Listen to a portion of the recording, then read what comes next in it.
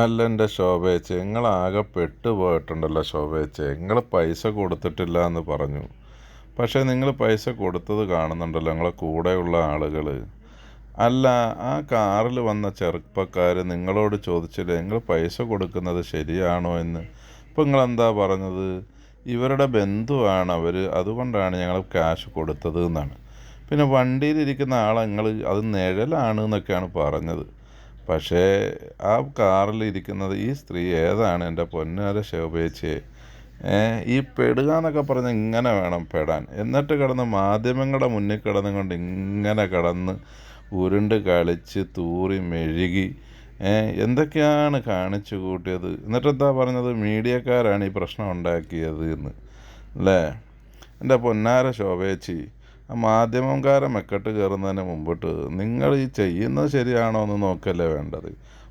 Media വണ്ണുകാരനെതിരെ case കൊടുക്കും. Media വണ്ണുകാരൻ മാത്രമാണ് ഇത് പുറത്ത് വിട്ടേക്കുന്നത്. ഇതാ ഞാൻ ഇട്ടിരിക്കുന്ന ഈ ഫോട്ടോയിൽ കാണുന്ന ഏഷ്യാനെറ്റ് ഇട്ട ഫോട്ടോയാണ്. ചേച്ചിയുടെ കൂടെ നിൽക്കുന്ന ഈ ചേച്ചിയെ കണ്ടില്ലേ? ഈ ചേച്ചിയാണ് ആ പാവപ്പെട്ട അമ്മയ്ക്ക് പൈസ കൊടുത്തത്. എന്തിനാണ് ചേച്ചി ഇങ്ങനെ പൈസ കൊടുത്ത് നോർത്ത് ഇന്ത്യൻ രീതികളൊക്കെ ഇവിടെ കൊണ്ടുവന്ന് കാണിക്കുന്നത്? മാന്യമായിട്ട് എന്തെങ്കിലുമൊക്കെ ചെയ്ത് വോട്ട് നേടിയിട്ട് അധികാരത്തിൽ കയറാൻ വേണ്ടിയിട്ട് ശ്രമിച്ചുകൂടെ? അല്ല, നിങ്ങൾക്കൊന്നും അത് നടക്കില്ല എന്നറിയാം. അതുകൊണ്ടാണ് എങ്ങനെയെങ്കിലും ചുളിവിൽ ഇങ്ങനെ കാശ് കൊടുത്തുകൊണ്ട് കയറി വരാനുള്ള പരിശ്രമങ്ങൾ നടത്തുന്നത്. എന്നാലും എൻ്റെ പൊന്നാര ശോഭയെ, ചെങ്ങൾ തൊടുന്നതും പിടിക്കുന്നതും എല്ലാം വെട്ടിലാവുകയാണല്ലോ. എന്താ ഇതിനൊക്കെ ഒരു മാർഗം?